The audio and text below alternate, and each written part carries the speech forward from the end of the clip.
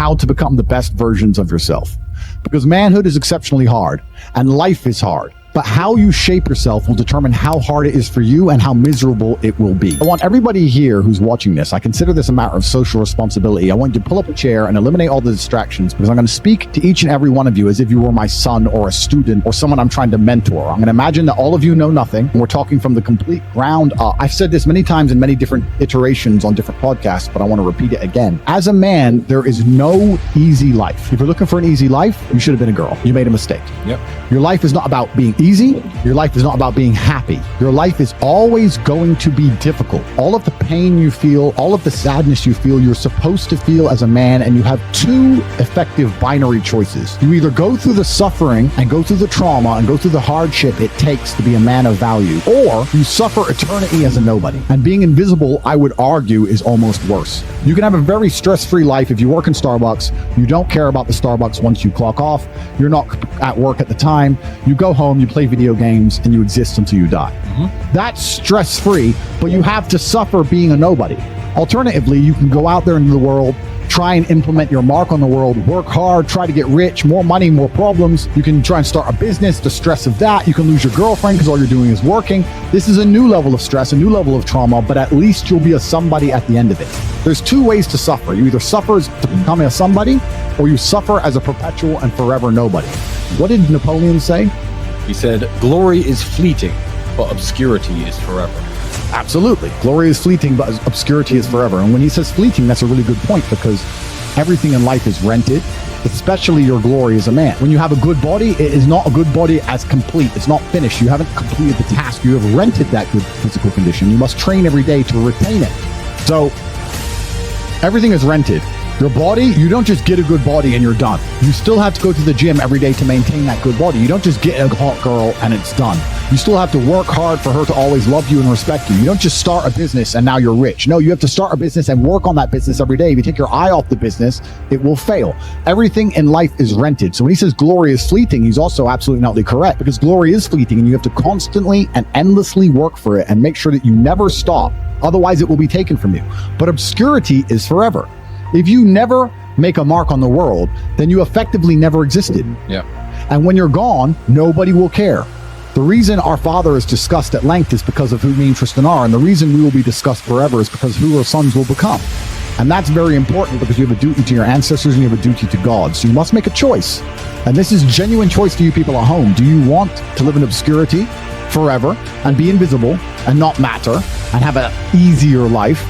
I would argue that it's not easier, because in your heart and in your soul, you're going to feel guilty knowing you could have been something you're not, and you have a duty to your ancestors and to God to be the best version of yourself. Or do you want to try your absolute best and struggle and suffer every day of your life, paying the rent for all of the amazing things around you?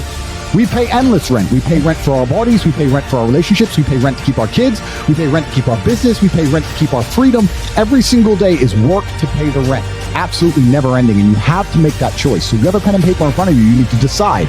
Do you want to be invisible with a lower rent bill? Or do you want to be important and work hard and suffer to make sure that the rent is paid? It's a choice you must make, and it's binary, and you must be extremely dedicated towards the decision you finally make. So as you're just finding yourselves as men, I understand I have a huge responsibility because of the massive platform I have. There's no doubt about it. I am the largest influencer in this space. I'm perhaps one of, if not the largest influencer on the planet today.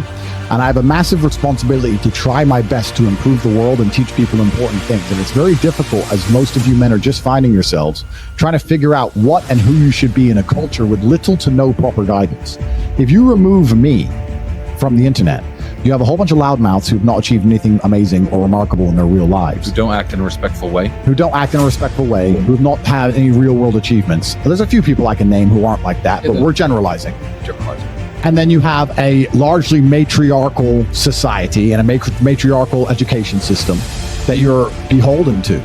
So who's teaching you to be a man? If you're fortunate enough to have a fantastic father, great. But if you don't, there are very little lessons, and there's basically no guidance out there explaining to you the self-accountability which is required to be a man. Everything we were just saying to you earlier about making the choice of being invisible or being highly important and paying the rent for one of those two choices, that's based around absolute and utter brutal self-accountability. You must accept the decision you want to make, and you must accept that everything is your fault. Everything is on your shoulders, regardless of what God throws at you. I'll give you an example. Me and you were in jail. Did we still have bills to pay? Did we still have mouths to feed? Absolutely. Did we still have a business to run?